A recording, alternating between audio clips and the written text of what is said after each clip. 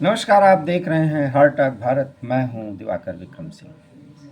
3 चरण के चुनाव के बाद एक बार फिर चुनावी पंडित, चुनावी विश्लेषक, भारतीय राजनीति के बड़े बड़े जानकार अब फंस चुके हैं कि आखिर में ऊंट किस करवट बैठने जा रहा है।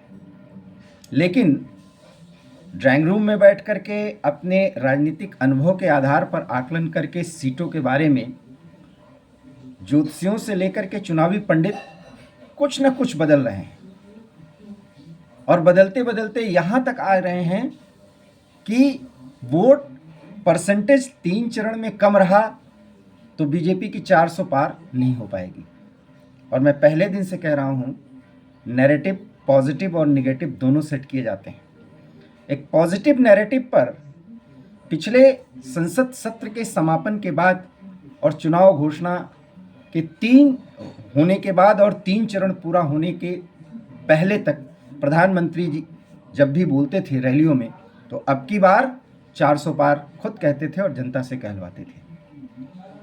पूरा विपक्ष और पूरे विश्लेषक इस बात में फंसे हैं कि 400 तो आ ही नहीं रहा है और अभी तक 400 तक और 400 पार करने की बात कोई बोल नहीं पाया है। और जब 65% के अंदर 3 चरणों के मतदान की स्थिति देख रहे हैं तो बड़े बड़े सुधी और जानकार विश्लेषक इतने कह रहे हैं कि 340, 350, 360 यहाँ तक बीजेपी पहुँचेगी।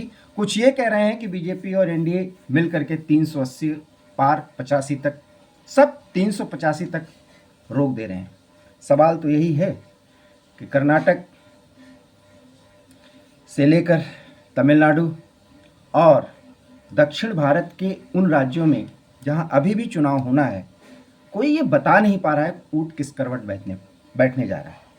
सवाल यह है कि राहुल गांधी को इतना भरोसा है और विश्लेषकों को इतना भरोसा है कि जनता जिस तरीके से ईवीएम तक नहीं पहुंचा पा रही अपने आप को, या उदासीन हो रही है, या वो नोटा के माइंडसेट में आ गई है, तो क्या उसके पीछे राहुल गांधी ही एक कारण है? और क्या विकल्प के रूप में राहुल गांधी के बारे में पहले ही चरण से लोगों ने सोचना शुरू कर दिया? इसका जवाब न तो राहुल दे पा रहे हैं और न कोई विश्लेषक। और यही वो गुत्थी है जिस पर प्रधानमंत्री को पूरा भरोसा है कि सब अंधेरे में तीर मार रहे हैं, और मैं भी यही मानता हूं। सवाल ये है कि अगर 400 पार या इतना मैसिव विन की स्थिति में एनडीए या भारतीय जनता पार्टी या प्रधानमंत्री नरेंद्र मोदी का फेस नहीं है, तो फिर जो विकल्प के रूप में है उस एनडीए अलायंस की स्थिति क्या बनने जा रही है? आज 3 चरण बीतने के बाद और 13 मई के पहले जब मैं वीडियो दे रहा हूं, मैं पहले तो आपसे माफ़ी मांगना चाहता हूं कि मैं 3-4 दिन तक आपको वीडियो नहीं दे पाया। उसके पीछे कुछ स्वास्थ्य कारण हैं और कई ऐसी बातें हैं जो उसी में बात घुमा फिरा करके 1-2 वीडियो बना करके बोलते रहने उसका कोई मतलब नहीं है। जिस पार्टी का नेता अपने परंपरागत पैतृक सीट पर जीत के प्रति आश्वस्त न हो और एक एक सीट के लिए ऑब्जर्वर, वो भी नेशनल स्तर के लीडर्स की नियुक्ति की गई है।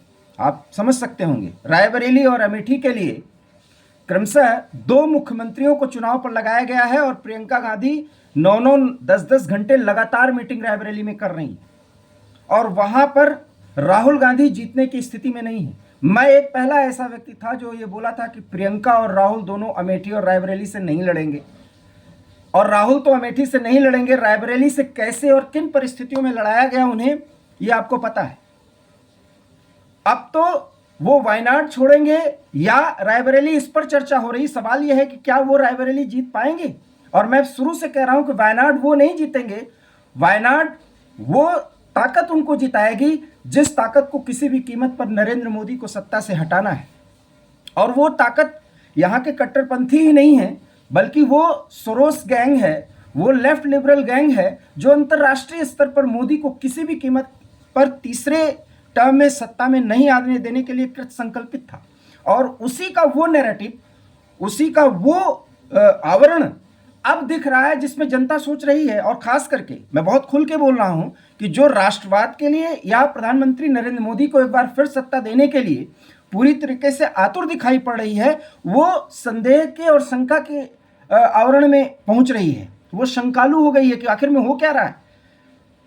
जबकि 2024 का ये चुनाव 1984 से, जिसमें राजीव गांधी को इंदिरा गांधी की मौत के बाद सिंपैथी मिली थी और 65% के करीब वो मतदान हुआ था, और राजीव गांधी के वो रिकॉर्ड आज तक टूट नहीं पाए।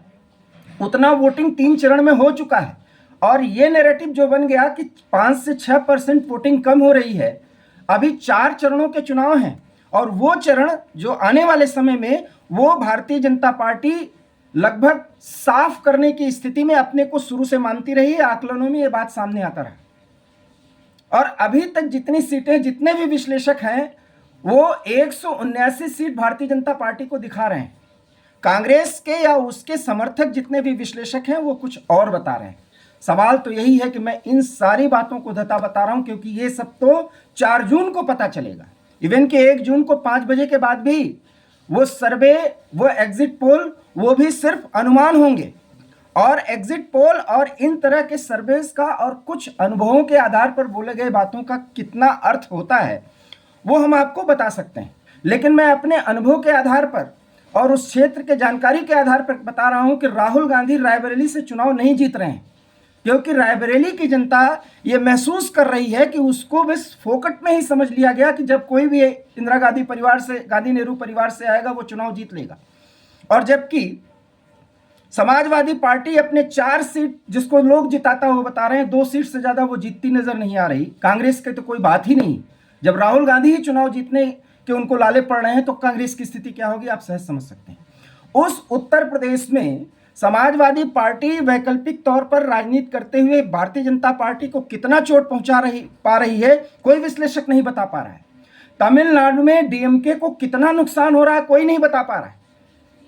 लेकिन सारे लोगों के चर्चा का केंद्र है कि भारतीय जनता पार्टी 400 नहीं पा रही। और ये वो नैरेटिव जो बनाया गया संसद के उस सत्र से लेकर के और इस चरण तक, उस नैरेटिव में भारतीय जनता पार्टी के रणनीतिकार और प्रधानमंत्री पूरी तरह से सफल रहे।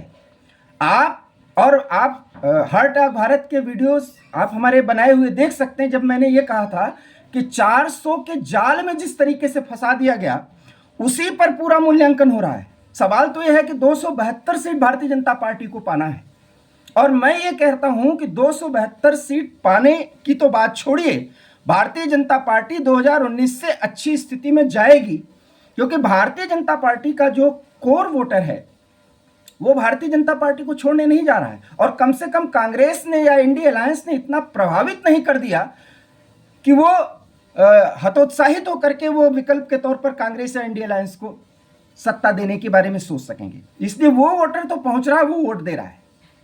ये भी तो हो सकता है कि जिस वोटर की खातिर इंडिया अलायंस पूरी तरीके से कट्टरपंथियों के आगोश में जाने को विवश सा दिखा रहा है, वही वोट ना निकला हो। इसके बारे में कोई बात नहीं कर रहा। इसलिए मैं एक बार फिर कह रहा हूं कि 400 पार के नारे ने इतना काम कर दिया है कि 4 जून को आपको पता चलेगा कि इंडिया अलायंस के हाथ में कुछ नहीं लगा। और ये जो आशंका के आवरण में विश्लेषक या और सभी लोग फंसते जा रहे हैं, वो सिर्फ अपने वोट करने को लेकर के चिंतित रखें। अदरवाइज प्रधानमंत्री नरेंद्र मोदी का अपना जो फीडबैक है, उनका जो सिस्टम है, भारतीय जनता पार्टी का अपना जो सिस्टम है, और उस फीडबैक के आधार पर सरकार तो नरेंद्र मोदी की बनने जा रही है। और 4 जून 400 पार का नारा इस कदर प्रभावी होता जा रहा है कि 350 सीट से ज़्यादा तो एनडीए जा रही है, इसमें कोई दो राय नहीं। और इसका सिर्फ और सिर्फ एक आधार है कि जिस इंडिया अलायंस की अगुवाई कांग्रेस कर रही है, कई राज्यों में उसका सूफड़ा साफ हो रहा है। उन राज्यों में जहां भारतीय जनता पार्टी बहुत कमजोर है, कांग्रेस इंडिया अलायंस के अन्य साथियों के साथ बहुत मजबूत है, वहां कांग्रेस की स्थिति बहुत गड़बड़ हो रही है। तो ऐसे में इंडिया अलायंस का विकल्प का प्रधानमंत्री कौन होगा, राहुल गांधी नहीं हो रहे हैं, ये 3 चरण के बाद तो पता चल गया। और ऐसे में भारतीय जनता के तौर पर जो एनालिसिस किया जा रहा है, जनता उदासीन हो रही, जनता नहीं जा रही है, जनता की समझ तो आपको 4 जून को दिखेगी। और 4 जून को यह पता चल जाएगा कि इस देश की जनता ने मोदी के बारे में जो सोच रखा है और मोदी ने 100 दिन का जो प्लान दे दिया है, उससे प्रभावित होकर के उनको इतना मैंडेट देने जा रही है कि वो अपने आप अपने पार्टी की ताकत पे देश के 140 करोड़ आवाम के लिए वो फैसला लेने जा रहे हैं, जिस फैसले के बारे में जनता की चाहत है, जनता की सोच है और संविधान के प्रति जो भी आस्था रखता है उसकी वो चाहत है। वो निर्णय अब 100 दिन में लिए जाएंगे, ये प्रधानमंत्री ने घोषणा कर दी है। और चुनाव के घोषणा के बाद ही हमने बता दिया था कि प्रधानमंत्री कुछ ही दिनों में ये बताएंगे कि वो क्या बड़े निर्णय लेने जा रहे हैं। घोषणा तो राहुल गांधी भी कर रहे हैं, देश का एक्सरे कराना और जनता के 1% लोगों के पास जो धन है उससे लेकर के जनता में वितरित करने का जो नायाब तरीका उन्होंने खटाखट वाले अंदाज में बताया है, वो कैसे जमीन पर उतारा जाएगा वो नहीं बता पा रहे हैं। लेकिन 100 दिन में यूसीसी सहित अन्य विषयों पर क्या निर्णय लिया जाएगा ये प्रधानमंत्री ने बता दिया है और वो ऐसा करेंगे क्योंकि 10 साल में ऐसा करके दिखा दिया है। और यही वो आधार है जिस पर जो नैरेटिव 4 जून 400 पार का नारा दिया गया है वो पूरी तरीके से सेट बैठ रहा है। इसलिए 65% मतदान होने के बावजूद भी जो लोग ये कह रहे हैं कि बीजेपी को बड़ा नुकसान होने जा रहा है, उनको पता चल जाएगा कि 4 जून को क्या होने वाला है। और ये मैं आज ही नहीं कह रहा हूं, लगातार हमारे वीडियोस में आप जा करके देख सकते हैं कि इस बार संसद का पहला सत्र होगा तो मोदी के पास 400 सांसदों का सहयोग होगा ही होगा। कैसे होगा ये हम फिर अगले वीडियो में बताएंगे, लेकिन इतना ज़रूर है कि जो नारा दिया गया है वो सत्य के बहुत नज़दीक है। और ये पूरे कॉन्फिडेंस से कह रहा हूँ, अंत समय तक कहता रहूँगा और ऐसा होगा। उसके कारण भी मैंने बता दिए, नहीं हो पाया तो उसके कारण भी 4 जून को हम ज़रूर डिस्कस करते रहेंगे, करेंगे और इसके बीच में जितने भी वीडियोस देंगे हम वो कारण भी आपको बताएंगे। आपको हमारा ये वीडियो अच्छा लगा हो तो प्लीज़ लाइक करिए, शेयर करिए और हमारे चैनल हार्ट ऑफ भारत को प्लीज़ सब्सक्राइब करिए। बहुत बहुत धन्यवाद। नमस्कार।